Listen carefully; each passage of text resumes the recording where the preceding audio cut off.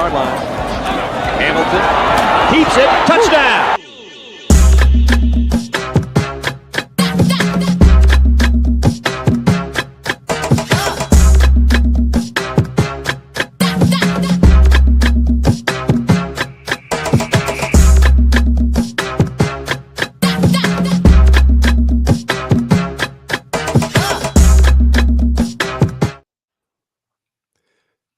And we've got to thank God every minute of every day. It's your boy One Live Stu. I thought I had. Oh, that's what I didn't do. My bad. There we go. All right, there we go. All right.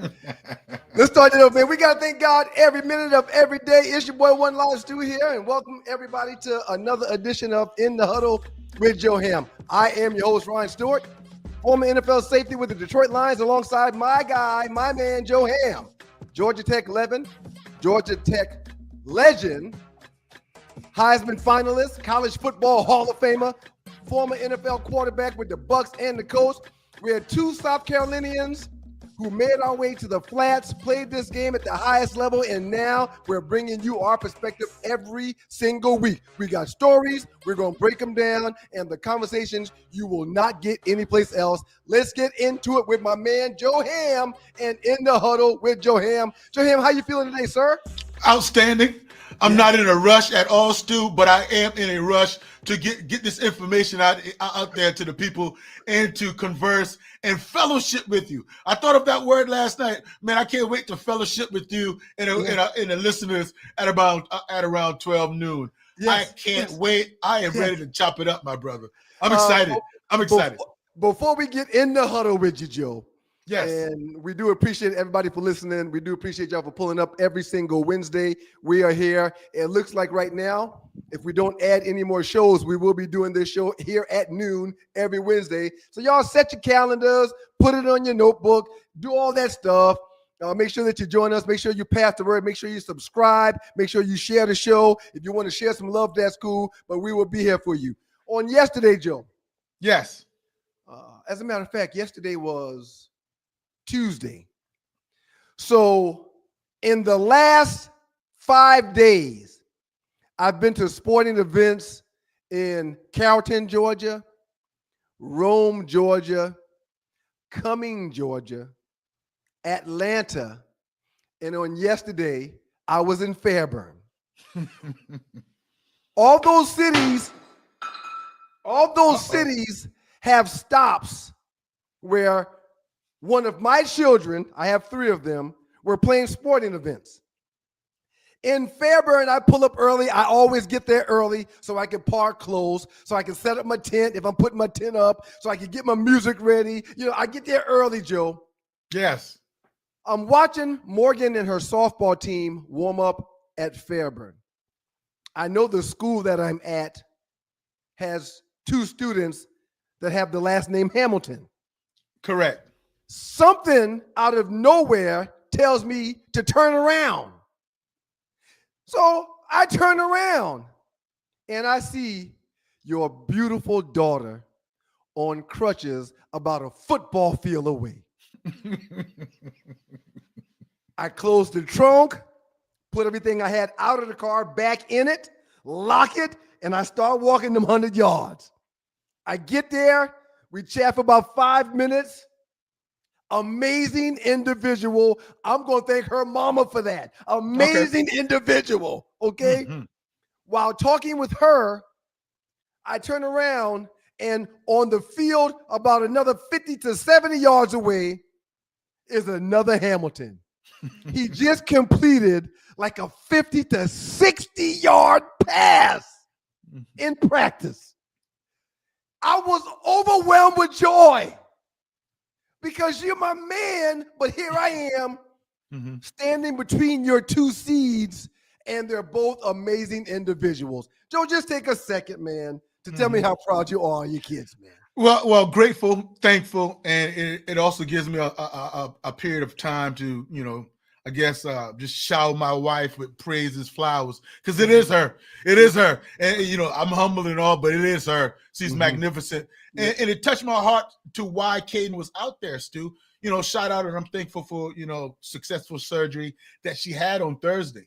Mhm. She had ACL surgery on Thursday. Thursday, as in 6 days ago.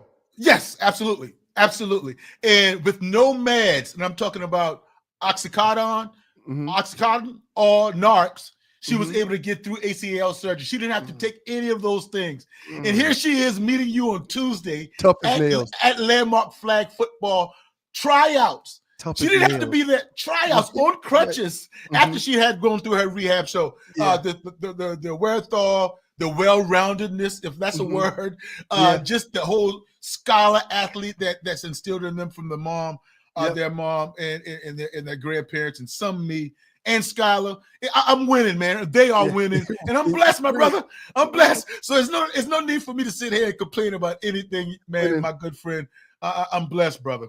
I'm It blessed. is in the huddle with your boy Joe Ham. I'm Ryan Stewart. Got to remind you guys that you can catch the Two Live Stews right here on Sporting News and Sporting News Radio, right here on Stewart Media and Entertainment every Monday and Thursday at 7 a.m. Today is Wednesday, so tomorrow morning at 7 we will be on YouTube, Facebook, and Instagram.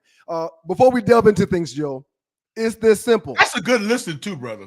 Oh, That's a thank you, really man. We try, Joe. We boy. try. We Hey, try. Monday. Yeah, yeah. It's a totally different vibe from what me and you do, but I love No. it. And we try to entertain. We try to inform. We try to Yeah. have a good time every Monday and every Thursday. If you can't catch it live on Monday and Thursday at 7, go to the platform at YouTube, pull up Stewart Media and Entertainment, and you can pull up all the shows that we've done the last year and a half plus. We'll be right there.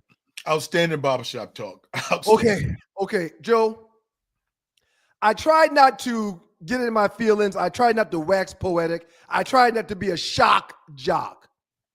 But in my humble opinion, last week's week 1 with college football and the National Football League starting last Thursday through Monday for week 1 was one of the best week 1s of football I have ever seen in my life. Joe, were there any surprises to you in week 1 of football last week? Oh wow. Well, we talked on Wednesday, right, Stu? So I already got past Bill Belichick. But from Thursday, when the Cowboys played the Eagles, all the way up until really Monday night, there were no real surprises. Not at all, except Jalen Carter spitting on a guy on the football field that I've never seen in my life, or even couldn't fathom what I was watching when he did that. My goodness. But I would tell you this. I would tell you this, Stu.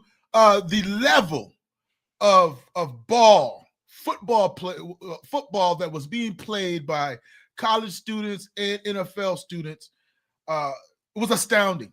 I didn't see many bad games. I didn't see many sloppy play. Yeah, you had some turnovers. Yeah, you had some, fouls and, miscatches and drop passes and fumbles. Yeah, but I saw some really, really good execution. And that's what we want. We want to go out there. We want to see good ball. Not guys fumbling around, prolonging the game because of the penalties, prolonging the game because the referees have to, kind of separate guys from fighting and fussing. Let's get on with the game. Man, I saw some and you know what? Sometimes we kind of wait, and as coaches, spectators, we kind of say that, we expect it to start off a little slow. We expect it to, it don't really get going until the 5th week, 6th week. But man, those guys came out flying and screaming, especially, I don't want to take anything away from the college kids, but especially those NFL players, man. They really balled out this week in week 1. In the huddle with Joe Ham, I'm your boy One Live Stu, Ryan Stewart. Let's talk about week 1, Joe. There is such thing, maybe less in the locker room than out in general public, but there is such thing as a panic button. Okay, it's just one game that's now in the books. Is week 1 a time where teams that may take a loss like my Detroit Lions did, or like the Baltimore Ravens did after a dogfight, which we'll get into here in a few minutes, is week 1 too early to mash the panic button, if you know exactly what I'm saying? Yeah, in some instances, it is big time, very detrimental. I don't think anybody in the locker room or close to the locker room is going to panic in week 1, whether you win whether you lost by a lot or lost close, turnovers, self-inflicted wounds. I don't think there's no panic in the locker room. But when you go with the outside noise and the questions the media is going to have for you, then you start to wonder. And then you start to look at, Stu, what happened to that team from last year? What were the expectations, or what are the expectations? Is there a new coach like your Detroit Lions missing two coordinators, offensively and defensively? What's going on with the Dolphins? Is that a panic button? Some would say panic Dolphins. What's going on?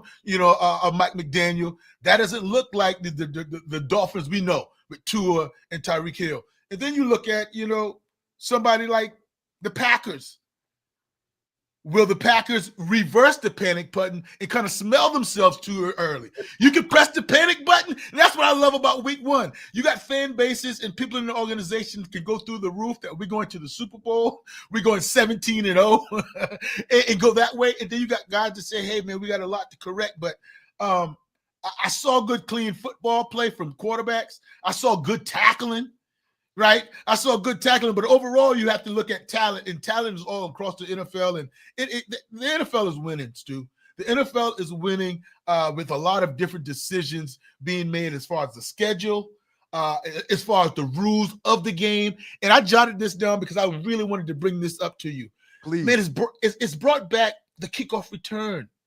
They adjusted the rule right before this offseason about, the penalty from automatically moving a kick that's kicked through the end zone. It was last year at the 30. Now this year is at the 35. 35, right. And now those special teams coordinator. Remember what you're going to say. Remember what you're going to say. Yeah, absolutely. And those 5 yards mean a lot. Don't get it twisted. Oh, big deal. 30 to the 35. Those 5 yards is like 2 miles. Yeah, yes. Great point. And I'll give you a quick story of the research I did. The special teams coordinator said that they didn't see much difference because the average was being 28.2 coming out. If you came out of the end zone, you were averaging getting to the 28-yard line, so to speak. And that penalty, they were willing to give up that 1.4 yards to say, just get it to the 30. But now when it's going all the way to the 35, I'm not willing to give up a whole five. That's a half a first down. No. And so with that being said, they are kicking in that zone between the 10-yard line and the end zone, and they're encouraging more kickoff returns, and that's huge. You don't think 7 to 8 yards starting from the maybe 38 or 40 is much different from the 25 or the 30. Man, and it's more entertaining. And it's more opportunities for guys to showcase or make the 53-man roster just being a returner now. In the Huddle with Joe Ham, I'm your boy, One Live Stu, Ryan Stewart. Joe, how long does it take for a team to establish their identity? I'm looking at the Detroit Lions game. They've got 2 backs that have rushed for 1,000 yards. They've got 2 receivers that have caught balls for 1,000 yards. Mm-hmm. They've got a 4-time Pro Bowl quarterback. They've got a tight end in Laporta that, if they didn't have 4 other guys that have accumulated over 1,000 yards in a season, he would be a 1,000-yard tight end. Mm-hmm. I'm watching that game and I'm like, run the ball here, run the ball here. Why are you running the ball here? Throw the ball. How long does it take for a team to establish their identity, Joe? 4 weeks, 3 weeks, 2 weeks? Give me your thoughts on that. Right at 4 weeks, Stu. Right at 4 weeks, I think you should know who you are. I think you should know what you feel comfortable with running, what will be successful, and then you become somebody that offensively that can dictate. Then you become somebody defensively that can be aggressive and dictate to the offense. But again, I think when you say 60 plays a game, Stu, that's going offensively and maybe 65 to 70 plays offensively and defensively, times 4 games, you're looking at 280 plays. I think that's enough. And you know why it's enough? Because it's enough for you to be reputable, for you to be able to look and say, or tendencies, I should say. You're going to have a lot of tendencies in 280 plays in 4 games. If there's some formation, there are some stunts and some concepts that you love going to, that you go to often or more often than not. And then there are some things that you're successful with that you're going to keep on doing.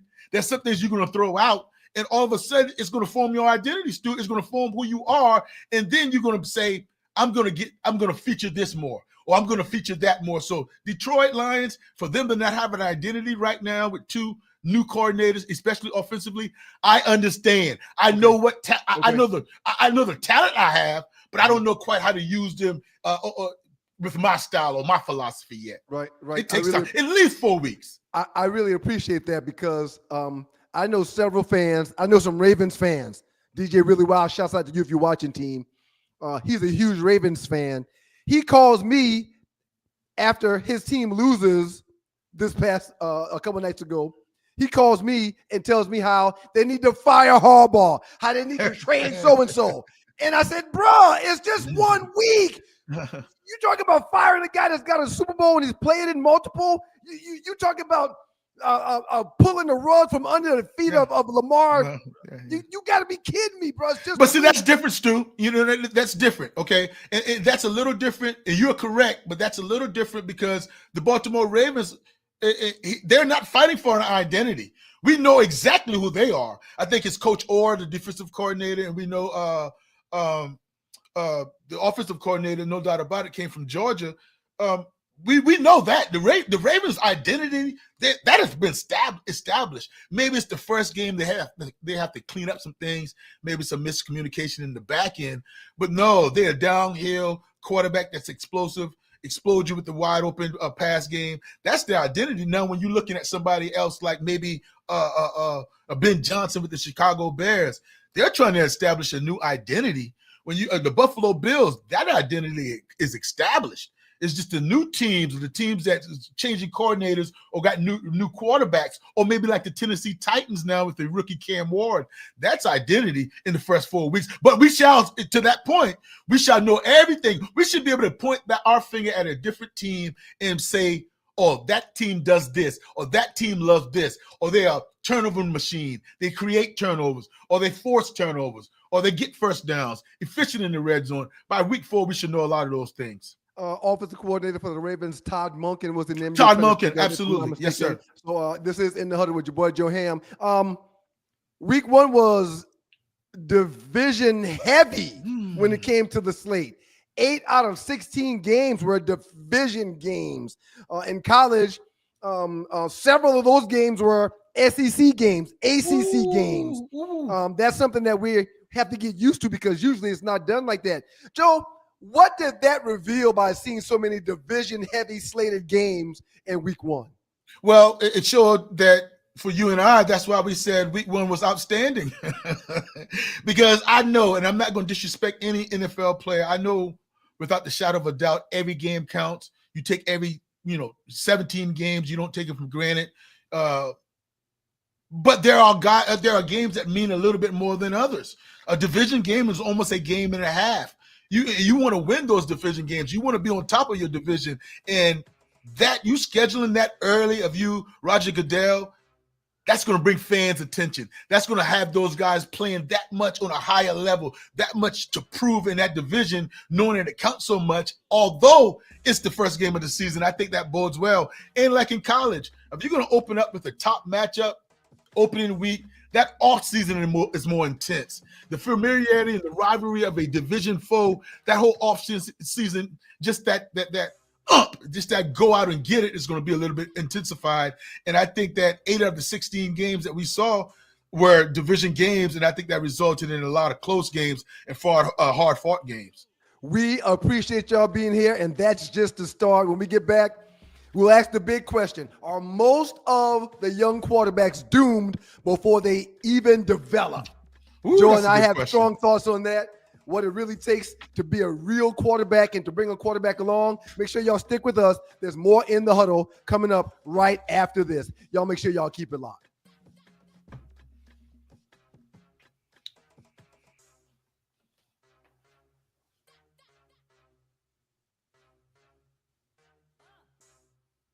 Listen, I played in the NFL. I've taken enough shots to last a lifetime. And let me tell you this, taking a shot just to lose weight, that's not a smart play. That's why I roll with Brain IQ. The all-natural weight chews cut cravings, boost metabolism, and sharpen focus. No needles, no chemicals, no crash. Just results you can chew on. And Brain IQ is not just about weight chews. They've got a full lineup of all natural products to keep your mind sharp, your body fueled, and your health on point. Skip the needles, choose natural. Order now. BrainIQHealth.com/REF/1 live stew. Brain IQ, choose smart, natural, built for results.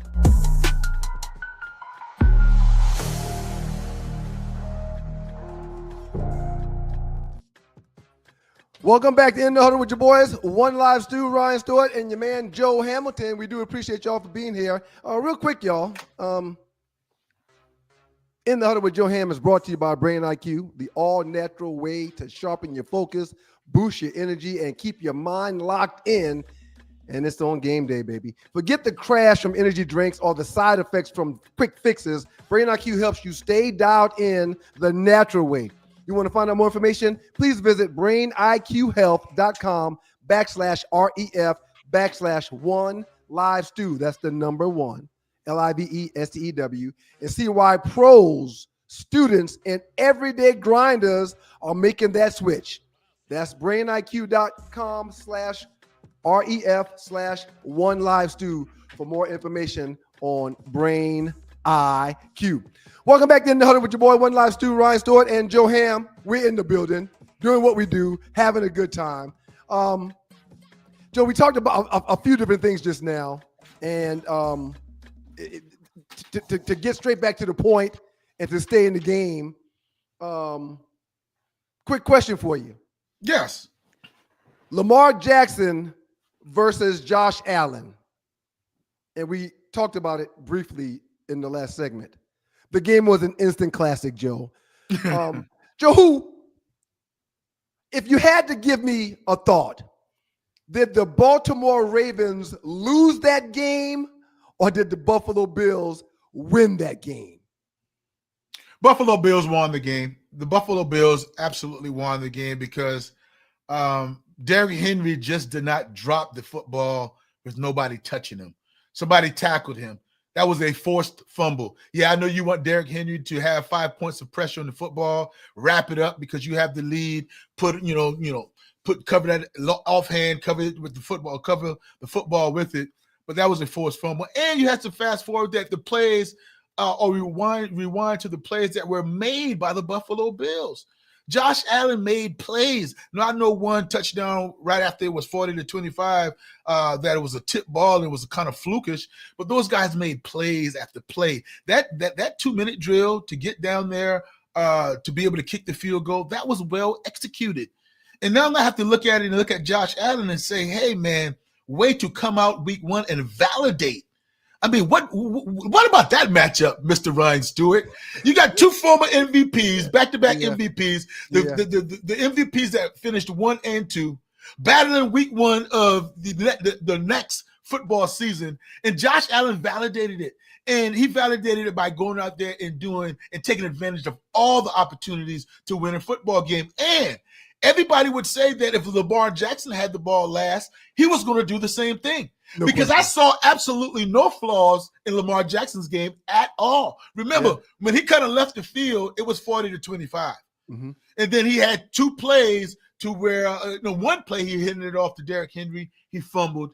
And then they came back and went 3 and out, and he missed a 3rd and 9, I think. But, I mean, that type of game just solidifies that we have 2 quarterbacks playing at a high level. You know how I feel about Josh Allen. I am not a fan.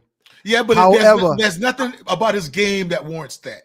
However, I'm not a fan because he used to be a turnover machine. The last game included, I'll say his last 8 to 10 games, he has not been a turnover machine. Mm-hmm. And yes, Lamar Jackson was amazing, threw for 209 yards. Sir, Josh Allen almost put up a 400 burger on their ass. He was 394 yards in the green, 2 touchdowns, no interceptions. Josh Allen had a few runs, ran the ball for about 2 or 3 yards per carry for 14 carries. He's done an exceptional job of not making the bonehead mistake. So I was telling Doug, we weren't on the show when I was telling him this, but I was telling Doug, I'm gonna have to reel this thing back in. I can't be talking about my hate or my dislike or my disdain for Josh Allen when he's dropping 400 yards, 2 touchdowns, running for another 30 or 40 yards, not making mistakes, and leading his team to victories like that. There's nothing to belittle when it comes to a player that's playing the way that the former MVP seems to be playing early in this season right here. Well said, Stu. Well said. And you know, not that I have to forgive you for doing what you did, but all you have to do is go from this past season, MVP season, on. Yeah. That's it. Because everything you judge him about turnover machine, that was Josh Allen. He was trying to do too much. He was trying to make every single play. Yep. And now he's cut back on that. James Cook has given him a good running game. So they're calling really good, you know. That whole system is about Josh Allen, and he's making smarter decisions. And every time he's on the football field, you could score at any moment. So he's solidified being, in my opinion, no, the top 3 stays the same. The top 3 for me, I don't want to go back and forth because we can debate this for 17 games. Mahomes, Jackson, Allen. We can debate those guys, and the reason why I don't throw Burrow in there quite yet because. And Burrow's been going Burrow's gone to the Super Bowl, but we're talking MVP now. We're talking MVPs. Mahomes, Allen, and Lamar Jackson, those are MVP guys. Burrow's been to the Super Bowl, but he's not an MVP. You mentioned Mahomes. This is In the Huddle with your boy Joe Ham. I'm your boy One Last Dude, Ryan Stewart. Don't forget to catch the Two Last Dudes tomorrow morning at 7 o'clock. We were going to do a live remote, but it had some technical difficulties at the studio, so we'll be broadcasting live tomorrow morning right here on this platform at 7 o'clock in the morning. You mentioned Patrick Mahomes. Yes, sir. Kansas City, tough game. Yeah. It was a battle. It was a dogfight. But Patrick Mahomes is playing a dangerous game of football these days, Joe. Joe, we'll talk about the game briefly, but before talking about the game, talk about the scramble where Mahomes left the pocket, got on the sideline and could step out of bounds, but instead of stepping out of bounds, dropped his shoulder and leveled a DB. Talk about that game that Patrick Mahomes is playing right now, sir. I was watching that game with my daughter or maybe my son, but I know I went up and talked to my son about, and I said, hey, Skylar, what's wrong with Patrick Mahomes, man? I understand being competitive and it's the first game, but I don't really recognize or notice with quarterbacks looking for that contact that close to the sideline, and it's not to get a first down. It's not to get like you fighting for the last 1 or 2 yards and you're trying to make it to the end or angle to the sideline. He's just inviting contact. And as I looked and I studied and I read and I heard, and you will bring me up to par, but who actually said it when I saw a video on Facebook, rampant and raving about Patrick Mahomes and he didn't like what he was doing. It got me to thinking, yes, that's right. I don't like it either. Because now he's playing the flop game. Now he thinks this is basketball. And I remember to last year when he was going out of bounds and baiting guys and, you know, they tap him when he was out of bounds or barely out of bounds and he would flop on the ground like, you know, somebody hit him, Lawrence Taylor or Mike Singletary. And now, so now that whole respect factor is going to go out of the window, Stu. Patrick Mahomes has a lot of respect from his former players, and especially guys on defense.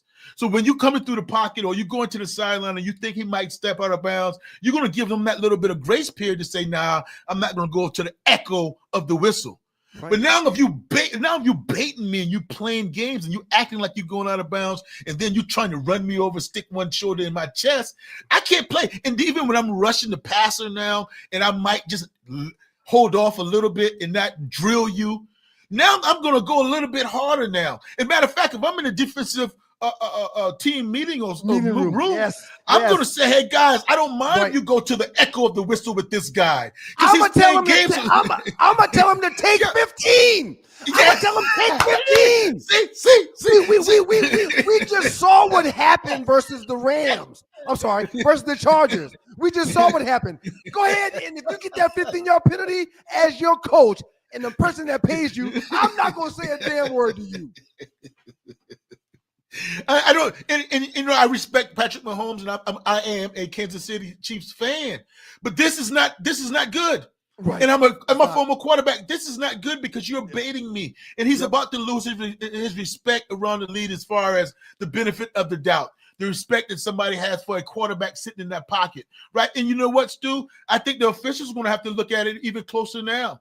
To deem when Patrick Mahomes is flopping, to deem when he is, really getting hit to the head or hands to the face. So those things now, when Patrick Mahomes is using the rule, almost, is he doing something wrong, Stu? No. It's almost like he's baiting, you know what I mean? And he's setting you up, that he's almost, setting you up with an uppercut, but he's throwing you a jab. Yep. But come on now, you don't want to act like you're going out of bounds as a quarterback and that reverence guys have, because it's such a fine line between when guys can hit the quarterback going to the sideline anyway. So now I got to think about you going to the sideline and you might turn up and hit me in my chest. Yeah. I didn't like that. I didn't like that sportsmanship or gamesmanship by Patrick Mahomes. I didn't Huge win week 1 for the Los Angeles Chargers at home, beating the Kansas City Chiefs. Final score 27-21. Mahomes threw for 258, 1 touchdown, no interceptions. Justin Herbert, whatever you want to call him. Herbert, yes. 318 yards, 3 touchdowns, played an amazing game, and you and I both talk about it often. Jim Harbaugh is a quarterback whisperer. Okay. The way that Herbert played the ball game without a back that had over 50 yards rushing says a lot, because they've got 2 good backs. Najee Harris is one of them. And what's the young kid's name? Omarion Hampton. Yes, sir. Yes, sir. He's a good back too. But neither one of them surpassed 50 yards. But you got Herbert, who stepped out there and threw for 318 and had an amazing game. How big of a win is that for the Chargers, Joe? Humongous. It's almost 2 wins, because again, it was a division win. Right. It was a division win, and it's so much to be said about Justin Herbert, because he's always had that talent. He's always getting off the bus or on the ballpark or in the playground, look like that guy, run, pass, break tackles. He can do that. And with Harbaugh and that run game and the different formations and Greg Roman as the OC, I'm telling you, they are a scary bunch. And Ladd McConkey outside on the outside, and the way they go in the defensively with, how they move around and how they fly around. It's just the cold concept Coach Harbaugh can coach. So again, I said it, and I think you agree that the AFC West is one of the toughest divisions in football right now. And Patrick Mahomes with, Xavier Worthy going out 3 plays in on a mesh route connecting with Travis Kelce. That was a devastating blow, but I don't, or any fans from Kansas City don't think it's ready, or you should press the panic button this early on a championship roster like the Chiefs. Ladd McConkey is a stud out there for the Chargers. However, he is a former Georgia athlete. And Joe, we're not going to talk about him much on these shows. Correct. That's correct. And that's fair. No, I'm not going to hate on that young man. I told people that watched the show that I thought Cam Scatterboo was not going to be a good pro. And to date, after 1 game in the National Football League and a preseason, my sentiments were right on par. Yes. He has not shown up yet. But I also said the same thing about Ladd McConkey last year. And that dude was damn near an all-pro last season for the Chargers. Yeah. And he started off this season doing well as well. We talked about Justin Herbert. We've talked about some of the young quarterbacks. We saw J.J. McCarthy in Monday Night Football, and Caleb, the Chicago Bears quarterback in Monday Night Football, have somewhat of a quarterback battle, a quarterback duel. Joe, there's some young quarterbacks that can kind of get ruined before they even get developed. There's a fine line with that. Talk to me about your thoughts when it comes to that, because I saw Caleb, who had a very good first quarter, lackluster second and third quarter, bad fourth quarter. I saw J.J. McCarthy, who had a terrible first 3 quarters. I went on Facebook and said, J.J. McCarthy is not him. And then when the fourth quarter pulls up, I go back to Facebook, take that post down, and leave up there, whelp, because he stepped up. Talk to me about the fine line between young quarterbacks stepping into who they're going to be as quarterbacks, or young quarterbacks that get ruined before they even get a chance to develop. I want you to really, really keep an eye and do some homework, Stu. I want you to do some homework for 17 weeks this second year for these quarterbacks. Because it's right at hand. It's right at hand, and I've thought about it. But it's a great measuring stick, and we can do it right away with the class of 2024 and the quarterback class. Why and how? Because you have first rounders all throughout that's playing in their second year, and we want to evaluate those guys. I'm talking about Caleb Williams, Jaden Daniels, Bo Nix, J.J. McCarthy, and Michael Penix Jr. Okay, so they're all heading into their second year, and when I look at it and consider and measuring where these quarterbacks are, you have to look at the situation. There's got to be a situation involved with it. It's got to be, and it moved me to give the situations that's ideal when you're trying to evaluate a quarterback. Head coach OC is number one, Ryan Stewart.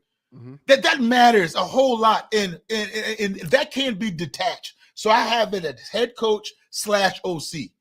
If you have a great OC and he's not your head coach, okay. If you have a head coach and he is your OC, that's okay. Number one. Number two, man, who are the 5 guys that's going to protect you? That's high up there. What is that offensive line made of? Yeah, I can run around. Yeah, I can read coverages. Yeah, I can know concepts. But if I don't have time to set my back foot and reset, I can't show you any skills. That's very, very important. And lastly, I mean, who are my weapons? Where are my weapons? If I got a guy on 3rd and 8 that can't get off a press coverage, or he can't beat one-on-one, or I don't have a running back that can get more than 3 yards in a cloud of dust and help me out in the check down, how can you really evaluate me on this level? Mm-hmm. Now, Stu, I know that's having your cake and eating it too, but God, Joe, you naming 3 things, they got to have all 3 things to be successful. It's ideal. Mm-hmm. Jaden Daniels had a maul. Jaden Daniels had a good running game, a really good 1,000-yard receiver, and an OC and Cliff Kingsbury that can make sure that he utilizes his skill set. On the flip side, Caleb Williams had a coach that's already fired and went through 2 offensive coordinators in one season. And now you expect him to do the same thing in an offensive line that could not protect him. Yeah, he had talent around him. So those are the things that when we're looking at it, Bo Nix, Sean Payton, offensive scheme, utilizing, his skill set, having Cortland Sutton and Jerry Jeudy some skill set and weapons to throw to. So that's going to benefit that guy, no doubt about it. As a college football Hall of Famer that played the quarterback position, thank you for talking about the quarterback system and the coaching and the patience and the roster that he may be dealing with. Let me ask you a question. Yes. You just mentioned the second-year quarterbacks. Not all of them have played the same amount of snaps. Not all of them play in the same division and or conference. How do we fairly assess the measure of a young quarterback's progress? Because passing the eye test this past weekend, Michael Penix Jr. passed the eye test for me. I think he did all that he could do to put his team in a position to win the game. Caleb kind of set his team back. JJ at the end of the day, McCarthy found a way to win, but he was the reason why early off, especially with one of the worst pick sixes I've ever seen in the National Football League, he was the reason why his team struggled and had to find a way to win. How do we assess a young quarterback's progress before we go pay some bills, Joe? When adversity hits, how do you respond? When it's not going your way, can you still step in that huddle and demand the eyes of those other 10 guys in the huddle? On the sideline, is your demeanor up where it needs to be? Like J.J. McCarthy. This will surprise you, Ryan Stewart, but the quarterback that won me over, not amongst the second-year quarterbacks, but in the entire league out of 32 teams, was J.J. McCarthy. And here's why it was J.J. McCarthy, because that was his first game starting against a division opponent. All right. And he threw a pick 6 in the 3rd quarter. Yeah, he's supposed to be. And he was trash. He's supposed to check out after that pick 6. He was not check out after that pick 6. And his running back, Stu, this will give chills on your arm right now. His running back, Aaron Jones, said in the postgame presser, J.J. McCarthy said in the huddle late in the 3rd quarter, asked those guys, is there another place y'all would rather be? He was During the that game. loose. During He the was that game. after the pick six. Stop it. After the pick six, and Stop to it. go and do what he did, that's the moxie that says that that's our quarterback. No matter what, he's going to be in that foxhole with us. And that's how I kind of measure it. When adversity hits, Stu, who are you? Are you going in that tank and finding, a helmet to put on? Are you still clapping and encouraging those guys like, hey, I owe you one. I'll get it back. Right. All right, that's enough NFL quarterback talk. Enough NFL quarterback therapy for today. Coming up next, we're heading to the college game. We'll talk about Georgia Tech, how they've got a golden shot against Clemson this week. There's a national slate in week 3 that's packed. Joe and I will break it all down after we get through with this break, man. Whatever y'all do, y'all please keep it locked. It's your boy One Live Stu, Ryan Stewart, and Joe Ham. This is In the Huddle with Joe Ham. More after this break. Needles, man, please. I retired from those when I hung up my cleats. Why get poked when you can snack your way slim? Brain IQ chews are all natural, taste great, and keep you in the game. Shots hurt, chews work. BrainIQ.com/REF/OneLiveStew. BrainIQHealth.com/REF/OneLiveStew. Brain IQ chews. Smarter than shots, stronger than excuses.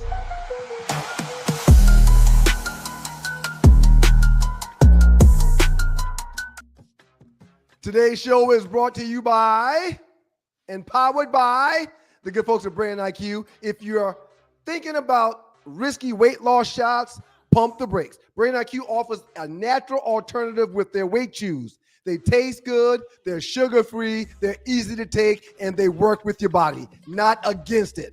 Smarter health starts with smarter choices. Head to brainiqhealth.com/REF/OneLiveStew. That's brainiq.com/REF/OneLiveStew and take control the Brain IQ way. It's your boy One Live Stu, Ryan Stewart. We're back. It's In the Huddle with Joe Ham. Stu. Yes, sir. I'm listening. You go ahead, sir. I'm listening. Should Young Wei Koo be in a kicker or a place kicker competition? I wanted to bring that out real quick before we move on to college football. This is your show. Because it's your show. We'll do it however you want to do it, whenever you want to do it. However, it's not Young Wei Koo, it's Young Ho. Young Ho Koo. And listen, I'm going to answer your question. I'm disappointed with the Ho. Last year, there's a handful of games that he lost. Yes, that's what I'm talking about. And listen, man, when you're seeing kickers nail 58, 59 yarders, when you're seeing kickers hit 60 and 62 yarders, our kicker can't leave us out there like that when we got a chance to win a damn ball game or put a ball game into overtime. So, yes, he should have a kicking contest. Yes, he should be proving himself to the Falcons brass to get an opportunity to keep his jersey. Now, the problem that we have is that all the good ones are on someone's roster right now. If you can find somebody that can come in and compete and beat him in the best out of 10 from the same distances, send his ass someplace else.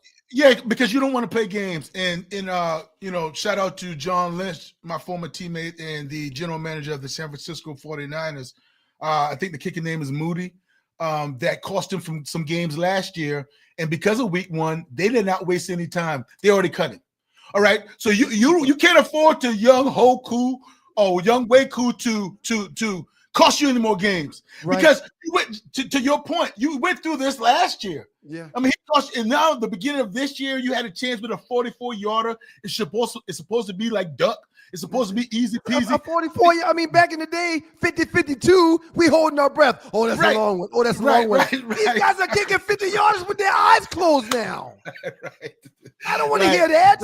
Right. And that affects, and there's no doubt about it, Stu. There is no doubt about it that affects your offensive coordinator and your quarterback when you're talking about game situations.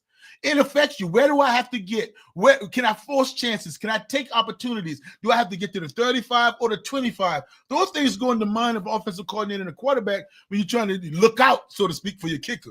Right. In the Huddle with your boy Joe Ham, I'm your boy 1Life2 Ryan Stewart. Quick reminder that tomorrow morning, right here at 7 o'clock in the morning, Doug and I will be doing the 2Life2's experience right here for you. So y'all please pull up. Make sure you like, share, and subscribe to all of the programming on Stewart Media and Entertainment. Huge win for the Yellow Jackets last week, but we're not going to delve into that. They put up some points.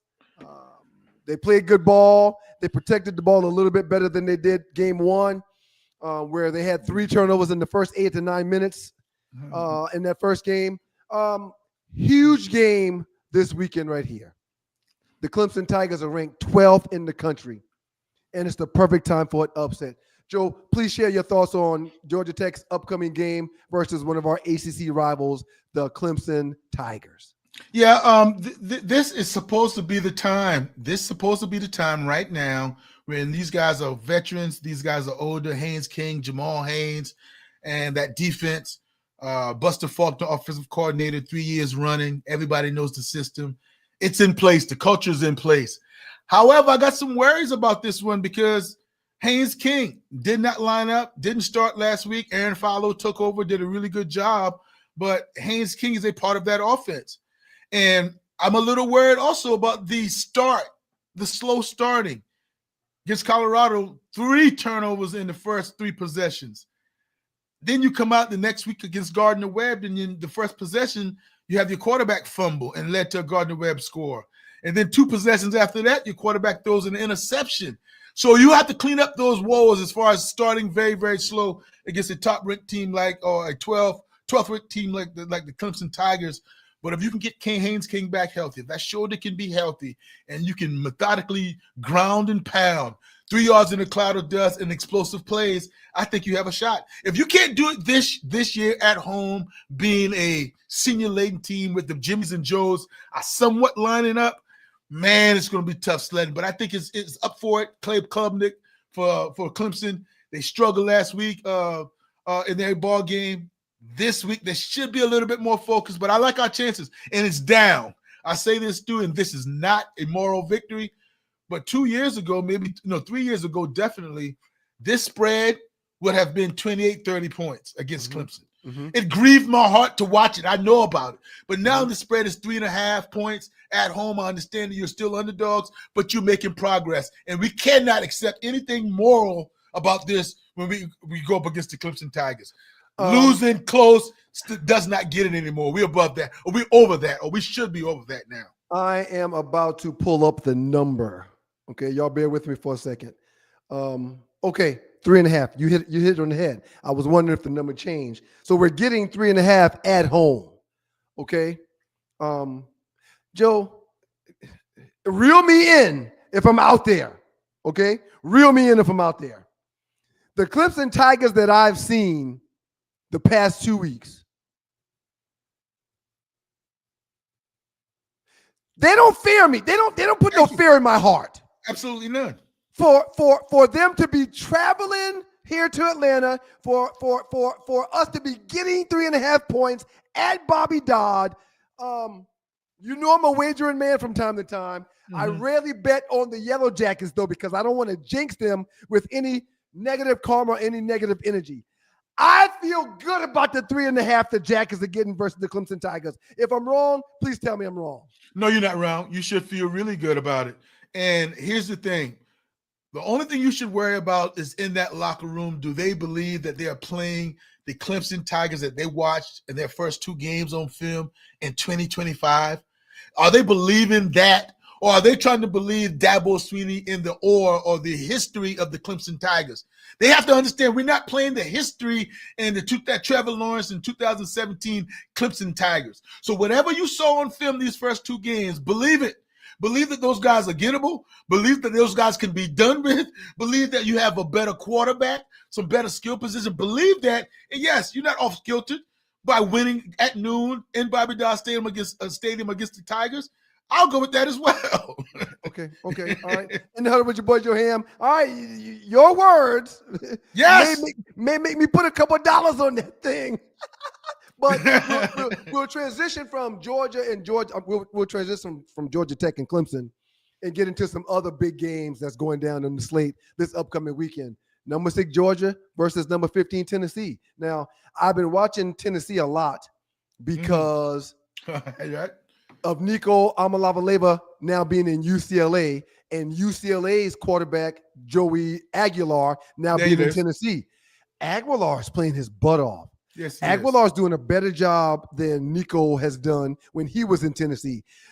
Aguilar's doing a better job than Nico's doing right now this current season with their respective teams. Yeah. Give me a take on this game and how it's not as easy of a cakewalk that some people that are Georgia fans may be thinking it will be for the Georgia Bulldogs versus Tennessee this weekend. Oh no, man! When you talk about the Bulldogs now, and this is not a slight against them, this is not the Bulldogs of old. This is not the Bulldogs that can line up and go to Neyland Stadium and just roll out or kick off the football and they win it by 20. No. Gunnar Stockton, he doesn't throw the ball downfield. The quarterback for Georgia, their run game has been okay to start the season, but they're not explosive. But when you look at Tennessee and Aguilar and the skill set that Heupel has built around that Tennessee program, and in the trenches. So that's what's lining up now. When you think about Georgia in the past, 3 or 4 years ago, or even last year, that they can maul you to death. They can line up and eventually those guys in the trenches, offensively and defensive linemen, they can eventually wear you down. The Tennessee has caught up with that.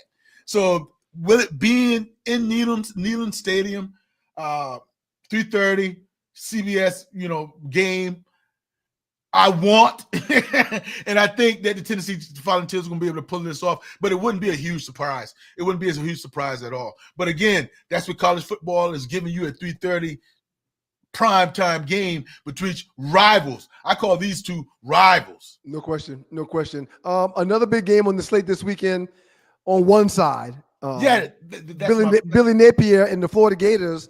They travel to LSU, I believe. I think that game is in Death Valley in LSU. Yes, it is. LSU is the number 3 ranked team in the NCAA right now, and Florida has taken a couple losses. And last week they lose to a USF team, which, while talking to Doug on Monday, I reminded Doug that Florida losing to USF this past weekend was the first time they lost to a Florida team in the state of Florida that was not named Florida State and or Miami since 1938. Two-part question, Joe. Yes. How much longer does Billy Napier have to be the head coach in the Swamp? And do you give them a fighting chance in hell this week versus LSU? Yeah, while I answer this question, Stu, would you mind looking up the number for that game? Because that game intrigues me. Big time. It intrigues me. Billy Napier, is all about how he finishes. This is a brutal schedule that the Gators have, man. It's crazy. I mean, it's no way out. If you're going to lose, you lose to USF and think it's going to be turned around by your schedule and the opponent, man, you're going to not be favored for the next 3 or 4 weeks on paper, according to Vegas, because of your schedule. Real quick before you continue, Vegas is giving Florida 7.5. Yes. And I'm taking that. You're taking the 7.5? Yes, absolutely. And I'm taking it because that's why this game intrigues me so much, Stu. This is a rival game. This is a talented Florida team that had a letdown last week, and maybe, just maybe, LSU and Brian Kelly being moved up to number 3, winning a big game last week in their opener, have a letdown. I have a letdown. I'm not seeing that the Florida Gators are going to roll over. Yeah, they might get beat by the LSU Gators, but this is not a mismatch in talent. This is not a mismatch in skill set. All right. So, yeah, what they did the first week losing, it's alarming. The Gators, alarming. But that's not to say, in my opinion, that they can't go and turn that switch on this week. Because, Stu, this doesn't sound good to you. No. But it is real Well, that I watched both teams. I watched both teams play last week. I saw LSU find a way to beat Clemson, and I saw Florida find a way to lose to USF, a team that wasn't expected to put up points against them. No, I'm not taking that away from you, but there's also something into looking ahead, right? It's some things about taking your opponent a little lightly, and the preparation wasn't there, and all those type things because we weren't expecting that. Just that flip of a moment, and I know you have to play the games on the field. I am aware of that, but just in the flip of the moment, we went from this is going to be a big game this week between LSU and Florida. USF has something to say about it, and all of a sudden now it's not a big game. No, it's a huge game as well. It's still a huge game, although they lost that opening week. It's how they're going to look at it, the Florida Gators. In the Huddle with Joe Ham, very valid points, but I want to put this. Can you hear this right here? Did you hear that? Yes. I'm putting my dick on the table. Okay? Okay, say what? On the table. I think Florida gets smashed this week versus LSU. I think, and what you're saying is right. Mm-hmm. Could LSU be looking ahead? Yeah, no doubt they could. However, Brian Kelly, who may be on a hot seat himself, and they've done better than Billy Napier down in Florida, but Brian Kelly, who may be on a hot seat himself, he knows his team needs to play better. Yeah. After finding a way to win versus Clemson last week, all week this week, he's coached finishing. All week this week, he's coached not overlooking the opponent. All week this week, he's reminded them, that's what you did last week. You can't do that this week. So I think they're going to get smoked, Joe. Yeah. Okay. Yeah. I mean, I can't tell you that you're out of your mind. That's valid. That's what he needs to be saying to his team. Right. And Billy Napier should be saying that to his team. There is no way that you're going to see Florida play the way they played against USF. Absolutely no way.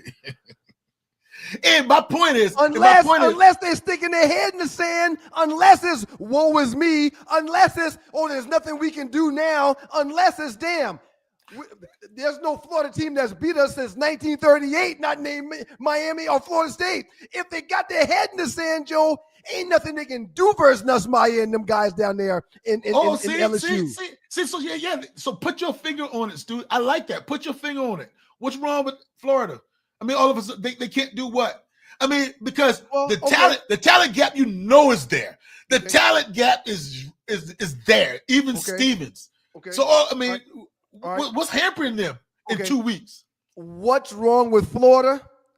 Just the fact that they hadn't done a goddamn thing since Billy Napier's been there. What's wrong with Florida? Just the fact that they've underachieved for the last 3 years. That's the only thing that's wrong with them. They have not been the Florida Gators that we've all expected them to be and have given them credit to be for the past few years. And in the game they played last week, I'm not going to say they quit on Billy Napier, but it wasn't all there last week. I watched that game. I watched that game. It wasn't, man. It wasn't. Joe, let's wrap things up by talking about number 16, Texas A&M, another SEC team, versus number 8, Notre Dame. Notre Dame, who, if they lose another one, even though they're a top 10 team still right now, if they lose another one, they can just about kiss being one of the final 12 teams goodbye. Give me your thoughts on number 16 and number 8, Texas A&M and Notre Dame getting it on, and Notre Dame under the Golden Dome this weekend. Yeah, this is it for Notre Dame. So well put by you, Stu. And I don't know exactly who they lost to early last season, and they rallied off the rest of their games to win or to be in the National Football Finals to compete for a championship. But that's it. I mean, because they don't have any conference championship game. So with that being said, you're going to have to go with just one loss the rest of the season. And I think they can do it. And that's why when you look at it going forward, that schedule is not tough for the Fighting Irish. Yeah. That schedule is pretty mediocre. And their name, that's why they will always be exciting to me, because their name is going to get them in. Yeah. Losing to their opener and then running all the games left, they'll end up being a top 10 team if they win it out. And see, Texas A&M, they're hardened. Texas, and with Coach Elko and what he's done, what he's changing around from Jimbo Fisher, that's a talented team that's going to compete for the SEC. So while a lot of people might think that it's not a lot of big games, But I think Georgia, Tennessee, and I think Florida, LSU can carry the slate a little bit, and then you finish it off with Texas A&M and Notre Dame. Yeah, another great weekend. Yeah. Hey, man. Before we get out of here, there were so many good things that took place this past weekend, or so many things that we just didn't have time to get to in this hour. If there's anything we left on the table that you feel as though you got to get off your chest, please take a couple of seconds to do that now, Joe. I want to make sure that we understand just the work that these guys are putting in football-wise, sports-wise. That's it. I mean, we don't get to all the sports here, man, Stu, but I want to understand the work. And when guys drop the ball, fumble the ball, interception, missed tackle, coaches call a play that might not work, decisions, man, these guys are working. Don't take for granted, or I have not taken for granted that mostly from 3:30 to 6:30 in the afternoon, guys are grinding professionally, college, high school. They are practicing.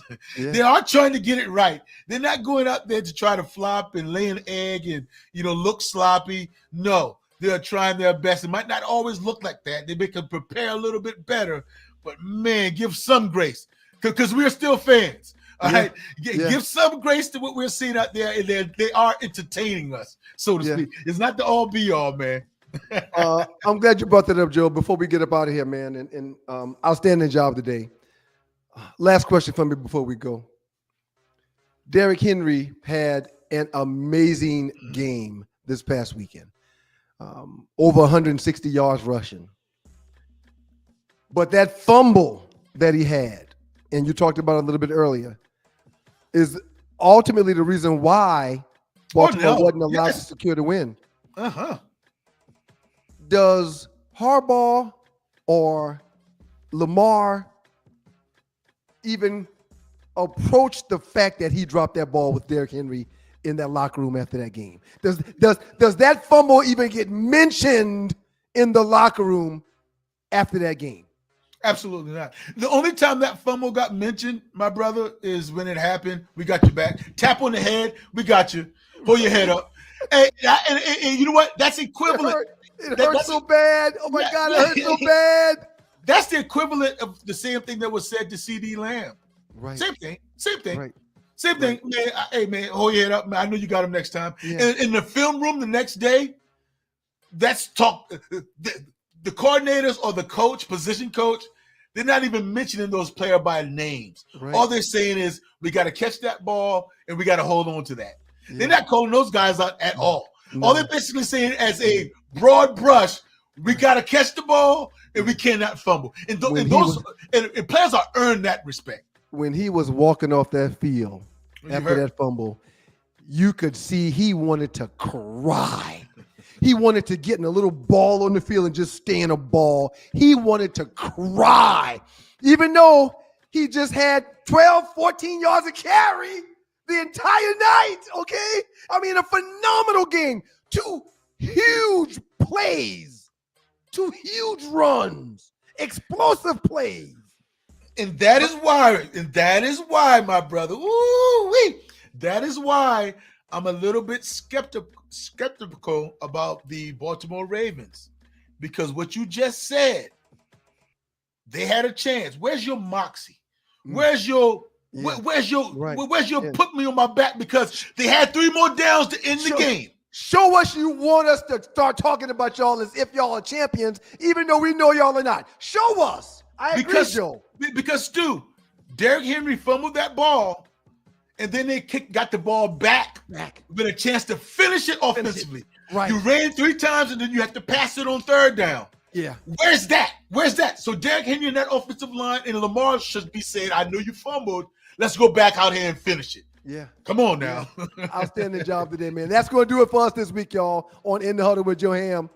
From NFL Week 1 surprises to the growing pains of young quarterbacks, all the way to Georgia Tech's hot shot at Clemson, we covered it all. Big thanks to you, Joe Ham, for bringing that insight as always. And thank you all for listening. Make sure you subscribe. Make sure you share. Make sure you come back next week. It'll be the same time. It'll be the same place. And until then, stay locked in, and we'll see you back in the huddle next week. Outstanding job, Joe. Peace.